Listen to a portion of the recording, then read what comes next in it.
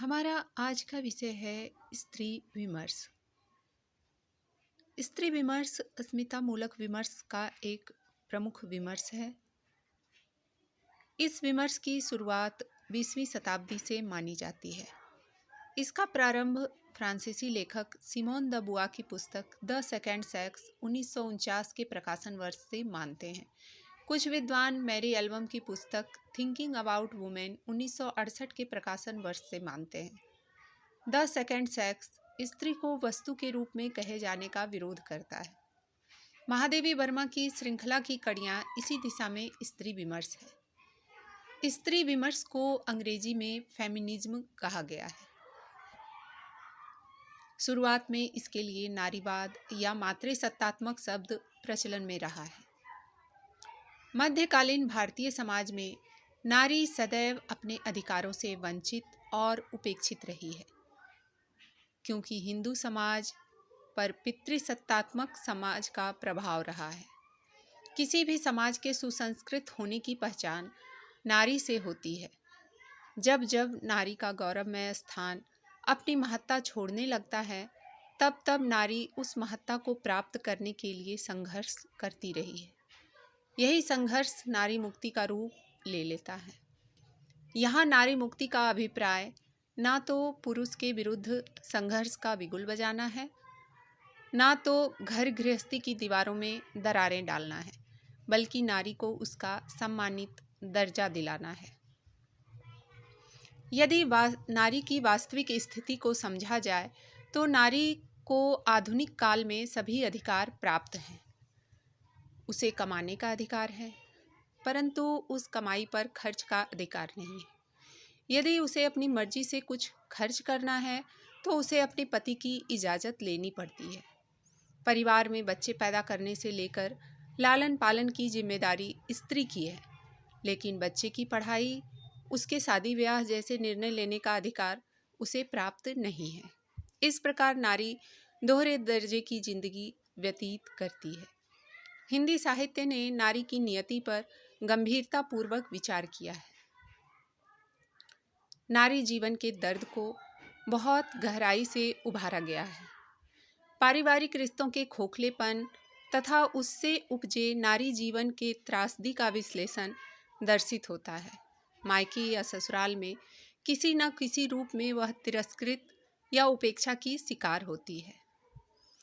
उषा प्रियंवदा, ममता कालिया, मन्नू भंडारी, मैत्रेयी पुष्पा, प्रभा खेतान, मृदुला गर्ग, कृष्णा सोवती, मालती जोशी, अलका सरावगी,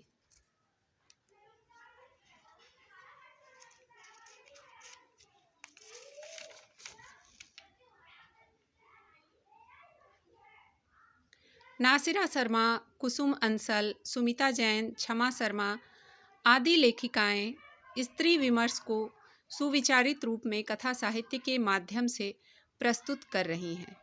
स्त्री जीवन से जुड़े विविध पहलुओं को, उसके जीवन की विसंगतियों और विडंबनाओं का कतरा दर कतरा निचोड़ता हुआ तार तार बुनता हुआ यह कथात्मक साहित्य उनकी जिंदगी के अंधेरे कोनों में सर्च लाइट की तरह आर पार जाकर देखने का जोखिम उठा रहा है। यूं तो नारी विमर्श की गहरी जड़ें सीमंतनी उपदेश 1882 ईस्वी तथा बाद में श्रृंखला की कड़ियों में थी।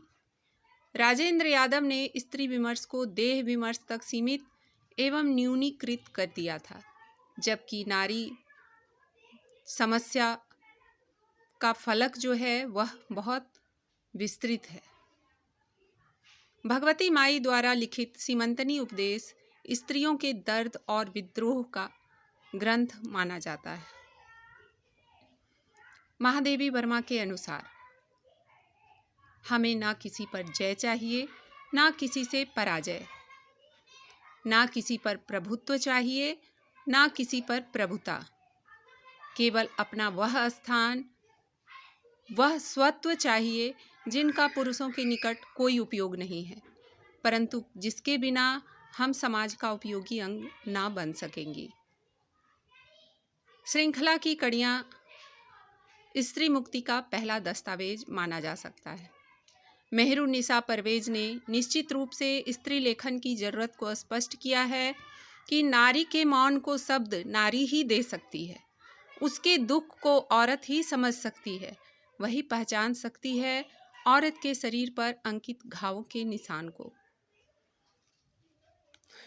स्त्री विमर्श पितृसत्तात्मक व्यवस्था के विरुद्ध स्त्री पुरुष समता का आंदोलन है। यह पश्चिम की अवधारणा मानी जा सकती है। उपनिषदों से लेकर आधुनिक साहित्य तक स्त्री विमर्श के अनेक प्रसंग मिलते हैं। महात्मा बुद्ध के यहाँ थेरी गाथाएं मिलती हैं, जिनमें स्त्रियों ने अपनी कठिनाइयों के बारे में लिखा है। भक्ति काल में मीरा लिखती है, राना रुठ्या जग राख्या, सिसोदिया मारो काई कर लेसी। अर्थात मीरा ने अपने व्यक्तित्व की स्वतंत्रता का वर्ण कर लिया था। मीरा स्त्री विमर्श नहीं जानती थी, लेकिन उसका मन, उसका स्व व्यक्तित्व स्वाधीनता को महसूस प्रकट करना आधुनिकता के लक्षण के रूप में देखे जा सकते हैं। वस्तुतः नारी विमर्श पुरुष वर्चस्व के खिलाफ आंदोलन माना जा सकता है। राजेंद्र बाला घोष सामाजिक रूढ़ियों के कारण ही बंग महिला के नाम से रचनाएं लिखती थी। स्त्री विमर्श का दौर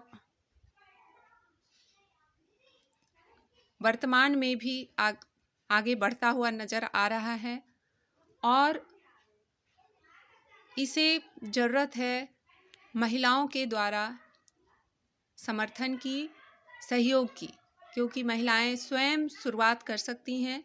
इस विमर्श के द्वारा नारी मुक्ति को नया मार्ग दे सकती हैं।